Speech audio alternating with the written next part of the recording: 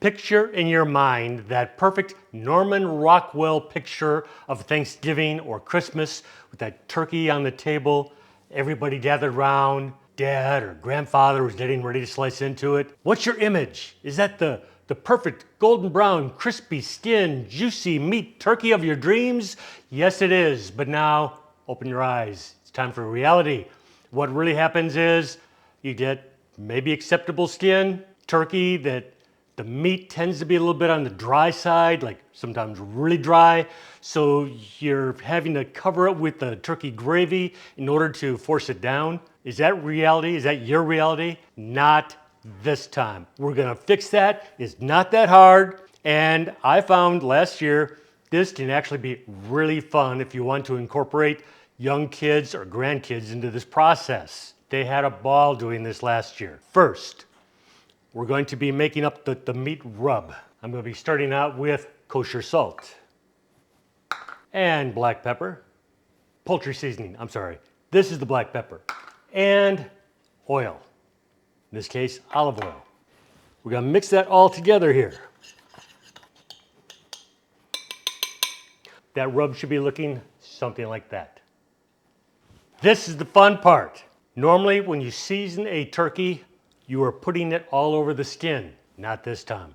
We're going to be putting it underneath the skin. Before you start this whole process though, make sure you have enough room in your refrigerator to hold this big bad boy for at least a couple of days, because this is going to take a while to age. That's where the skin is going to get extra crispy. Now this is just going to be part one. Part two is going to involve the baking at 350 degrees. But this is the most important part. If all you see is part one, you will have a tremendous turkey for the holiday. First, it really helps if you have gloved hand, but you don't have to.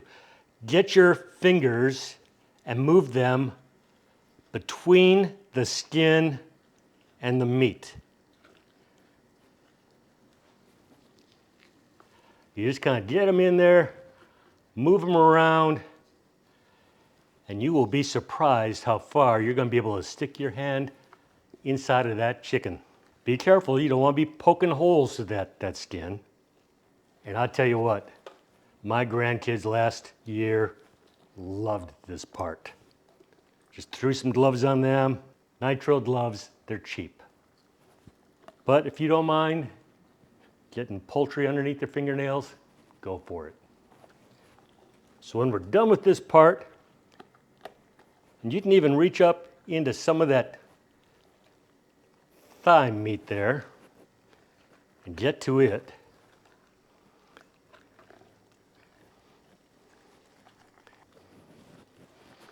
Turn this around, get to it from the other side.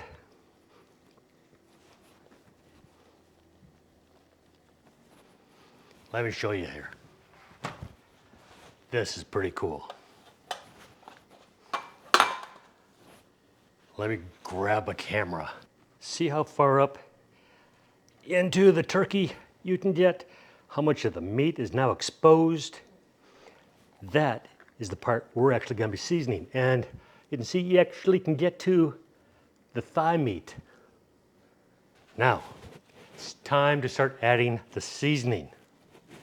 Just take some fingers full and start rubbing it onto the meat. Just like a sort of a dry rub on a steak, only you're doing it underneath the skin.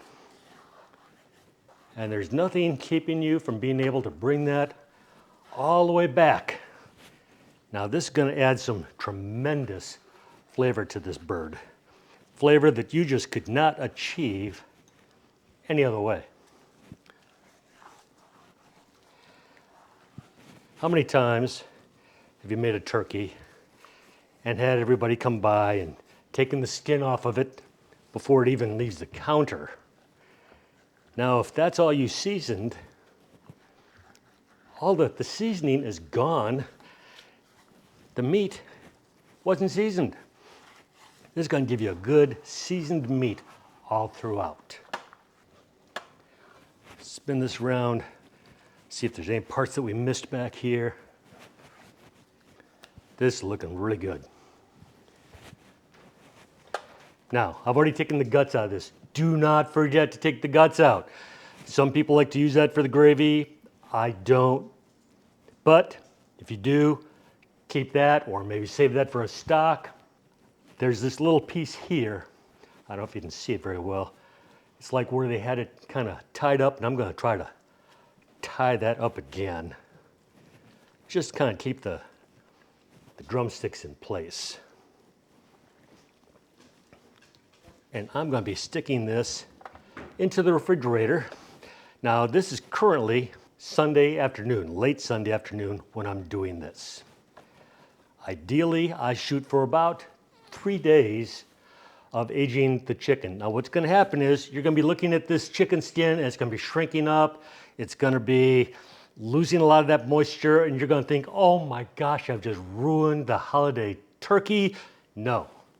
What's happening is the moisture is leaving the skin and it's forming a seal around the meat. So instead of the meat losing the moisture, it's just going to be some of the skin losing the moisture, and that skin is going to be sealing the moisture into the meat. So I promise you, not only will you get the crispiest, crunchiest skin when this is done, you will also have some of the juiciest turkey meat you have ever had. This is going to be totally awesome. Trust me. Now, if you do not see part 2, and I guarantee you, if you're watching this for Thanksgiving, you're not going to see it until after Thanksgiving is over. So all you really need is to know that this part, put it in the oven at 350 degrees. If you have a meat thermometer, please put it in there. If you have one of those types that has a little thermometer built in and it pops out of the butt, that's great too. Check the weight of your turkey for how long to cook it, how long to bake it.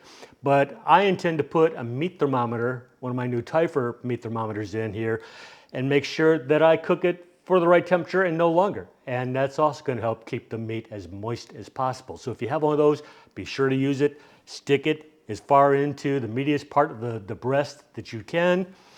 You could even stick a second one, if you have a second one, into the thigh meat, because ideally those come out at 2 different temperatures, and the thigh meat should actually be a little bit hotter than the breast meat for it to be the best meat that you can have and taste flavor-wise. I've also got little silicone deals here on the bottom to keep it off the bottom of the pan. And before I put it into the oven, we're going to be putting 2 cups of chicken stock, chicken broth, into the bottom of the pan. So as it is in the oven cooking, the steam from the chicken broth is going to be coming up, also helping to keep that turkey moist. Trust me, this is going to be awesome. If you have any leftovers, I'm going to have a link down below to my chicken pot pie recipe, which in this case will just turn into turkey pot pie. I think you're going to love it. It turns out great. I also use puff pastry for that, and it is awesome. Trust me. With that said, I will catch you the next time. Catch me for the second half of this. You're not going to want to miss that. So until next time, bye-bye.